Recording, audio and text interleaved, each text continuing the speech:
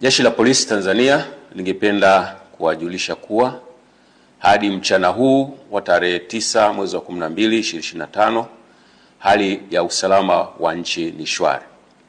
Vyombo vya ulinzi na usalama vinaendelea kuimarisha usalama nchini sambamba na kulinda maisha ya watu na mali zao.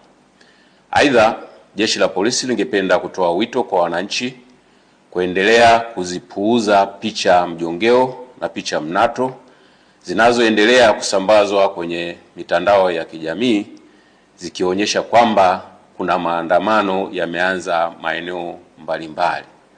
Taarifa hizo sio sahihi. Wanatumia picha mjongeo na picha mnato za matukio ya nyuma kama vile ya tarehe 29, tarehe 30 na tarehe 31 mwezi wa 10 2025. Sambamba na hilo, wenye nia ovu wanaendelea kutumia picha mjongeo za matukio ya nyuma. Kwa mfano, kuna tukio la Juni 2025 ambalo kabila la Wamasai walikuwa wanafanya sherehe zao za jando katika msitu wa Tanapa, lakini imesambazwa kwenye mitandao ya kijamii ikionyesha kwamba Wamasai wameanza kudai haki zao huko jijini Arusha. Tunaendelea kuwahimiza Watanzania kuendelea kuzipuuza picha za aina hiyo kwa sababu zina lengo la kuwahadaa kwamba kuna maandamano yanafanyika.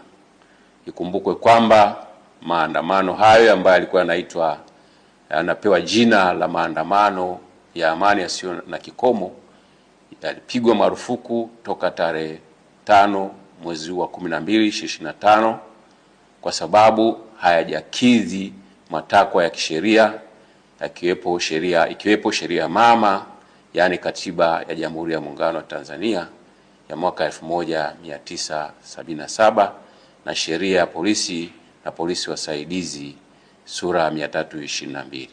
Aidha, tunatoa wito kwa wananchi waendelee kufuata sheria kwa ajili ya usalama wetu sote.